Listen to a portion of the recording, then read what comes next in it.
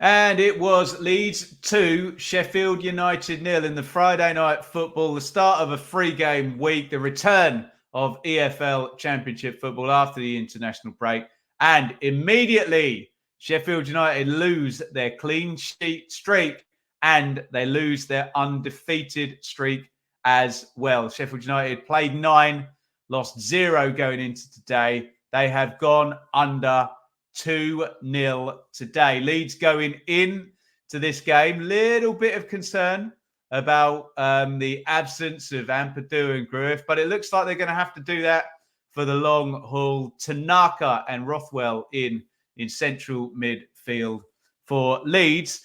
And the first half kind of shaped out how we imagined it would. Sheffield United happy to kind of sit. They didn't kind of park the bus. I don't think that's fair. They did press. And there was clear attempts to counter-attack and get Hamer and O'Hare on the ball. And Arblaster particularly, obviously have been told, you're going to defend, but you're the one with the legs in there.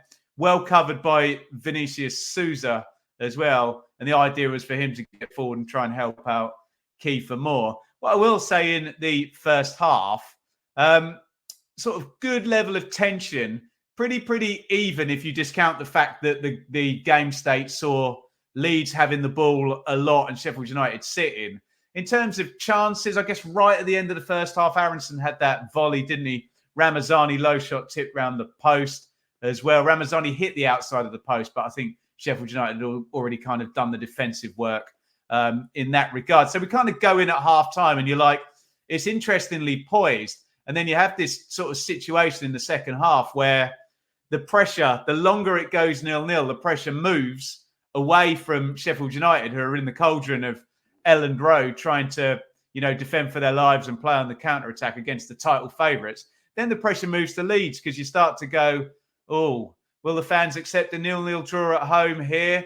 Can Sheffield United nick one on the counter-attack? So that was the way it was kind of panning out in the second half. There was another chance for Aronson, wasn't there, who leant back on the half volley, smashed it over the crossbar at the start of the second half. And then, maybe, you tell me, the key moment in the game, Chris Wilder takes out, I think on about the hour mark, he takes out Callum O'Hare and Gus Harmer. 61 minutes, it says on my iPad there.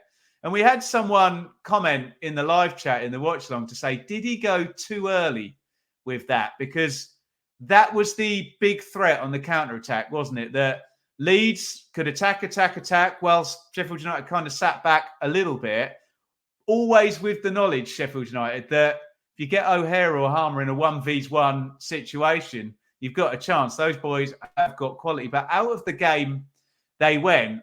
And very strangely, Sheffield United had a good little period when, who was it who came in? It was Gilchrist, Peck and Campbell came in. Made a couple of chances. Then all of a sudden, Leeds make a sub. And for the first time in 100 years, I'm told by the chat, Leeds scored from a set play, whipped in, maybe, just maybe, with the double substitution on the set play, a little bit of concentration went. The corner went in low to the near post. I think it hits him halfway up the calf, Strauch, but it's a great corner because of the pace and the direction of it. Just has to redirect it. And Strauch gives Leeds the lead. And you know full well when you get a game where a team is sat and waiting to counter and that team goes behind, that disadvantages them massively because they have to literally flip kind of 180 in terms of their strategy. And then Leeds all of a sudden could go, okay, what have you got? Can you come out? Can you play? They tried. To be fair to Chris Wilder, he did bring in Raksaki and Brewster after they went the goal down, but they just didn't have the momentum in the game in terms of, building up the play and controlling things and putting pressure on it. It had been counter-attacks. It had been set plays. And then, speaking of counter-attacks, one of the substitutes, Gilchrist, actually gives the ball away while Sheffield United have got all their players up the pitch to right back. Quick breakthrough. I'm not sure who's holding who there for that goal. Peck and Matteo Joseph, who's come on for Leeds United to play up in the 9. Pirro dropped back. Joseph was there. Joseph got the decisive second goal. So my take is I think it's a deserved win for Leeds in the end. They had the majority of the control, the majority of the possession. Yeah, 55-45 on the possession, 13 shots to 5. Sheffield United did not have a shot on target in the game. 3 big chances.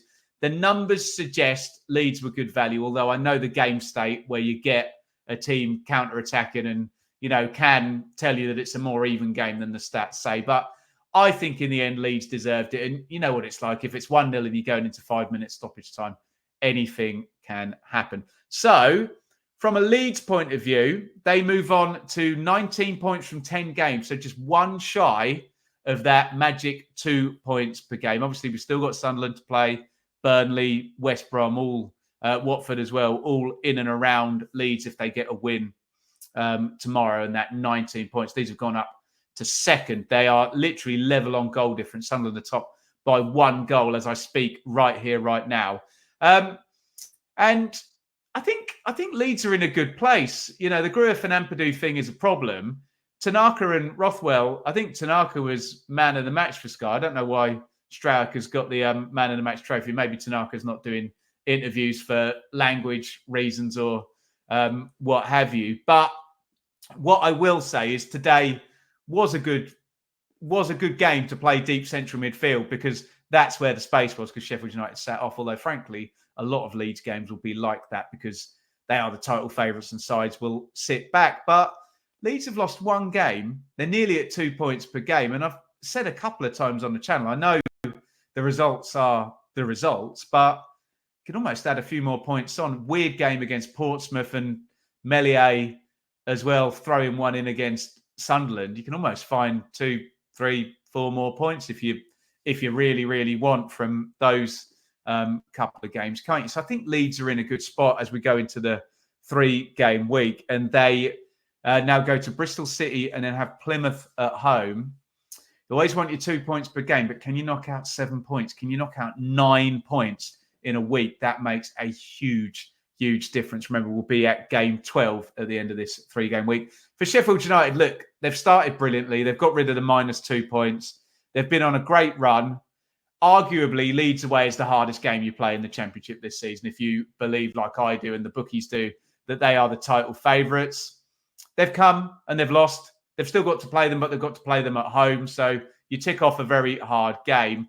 The only problem for Sheffield United is they go to Middlesbrough in midweek. They're going to need some kind of reaction, because you wouldn't want to go back-to-back defeats. But big picture, Sheffield United are in a good place, especially considering they started on -2. They're level on points with Leeds. They could be ahead of them. And, if we talk again in a week's time. So that's my take. I think Leeds pretty well deserving of the win today. And I think both clubs in a good place. But look, Leeds second, Sheffield United third. I think the idea that both sides are going to be near the top of the table, and I don't know, you tell me, in that order, maybe one place apart come the end of May. I don't know. Is that an omen right here, right now? Get your thoughts in the comments. It was Leeds 2, Sheffield United 0, as Sheffield United's undefeated streak comes to an end.